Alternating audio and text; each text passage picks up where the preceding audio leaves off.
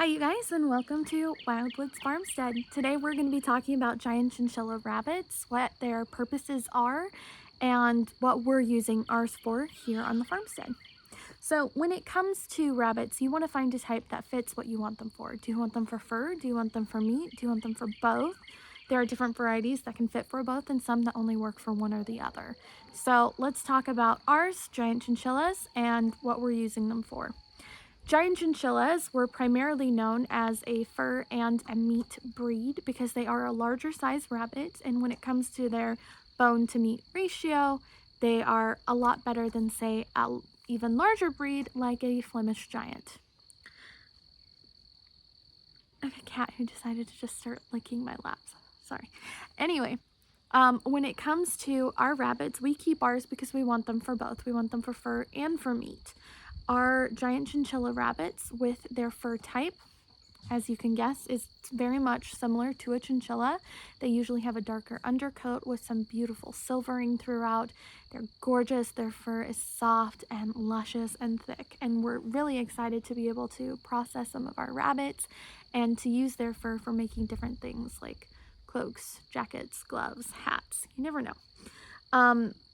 We also like to use our giant chinchilla rabbits for meat because rabbits are so prolific. They can get pregnant and have babies within 30 days, and within 6 weeks those babies can be taken away from their mom and housed separately, and after I want to say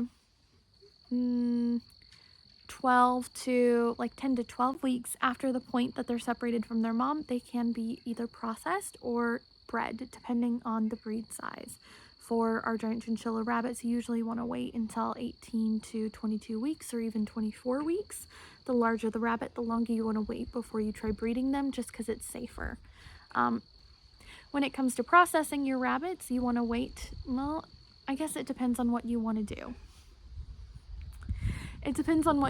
So when it comes to meat, you can start processing them as soon as 12 to 14 weeks. You'll be able to get a decent sized rabbit for the amount of time it took for them to grow to that size, and processing is perfectly fine. The only negative to processing them that early is that their fur usually is not at their adult, I want to say, texture, or I guess a better way of saying it is when a rabbit passes 18 to 20 weeks, their baby fur is gone. They blow their coats. They end up getting all of their adult fur. It is better quality. It is thicker. It is nicer, and it's not as thin. So if you end up processing them, say at 10 to 12 weeks, 13, 14 weeks, you will have the younger coat, you will have the thinner fur, and it will not be as good of quality, and the furs will tear a lot easier when you're trying to process them and tan them.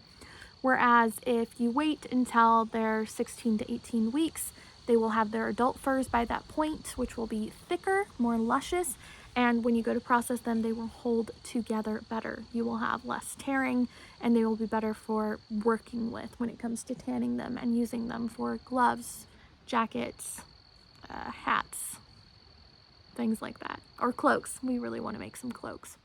So I'm going to show you one of my girls. This right here is Scotty.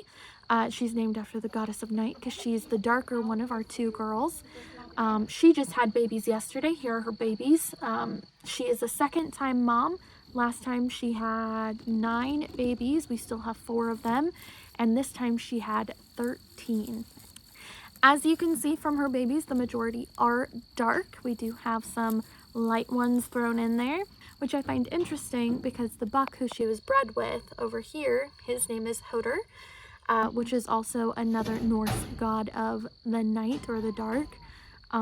He is a much darker color, but he's not black. And the majority of her babies from her first round actually came out black and the rest were gray. So I just find the color differentiation, considering the parents, really, really interesting. But you'll find that a lot when it comes to rabbits. You'll also find it in dogs and cats and pretty much anything.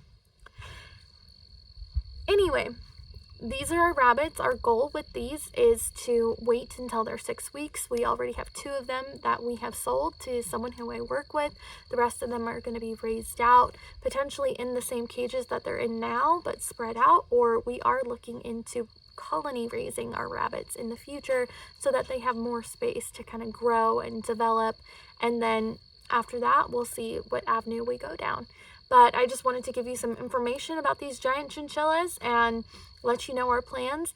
The giant chinchillas will actually grow to about, depending on boys or girls, I believe 12 to 14 pounds, with the women actually weighing more than the boys do. Surprise. So our goal is to have the best ones, the biggest ones, kept back as either breeding stock for later or to be processed for meat. And then we will either feed that as raw meat to our dogs for dog food, or we will keep it for ourselves and maybe make some rabbit sausage. I know that I really want to try just ground rabbit in general to mix with some of our lard and have something good. But anyway, thank you for joining us as we discuss our rabbits and our plans for our giant chinchillas. If you have any questions, please feel free to put them in the comments. We look forward to talking with you and learning with you as we go through this experience. But have a blessed day or a great day and enjoy yourselves. Thank you so much. Bye.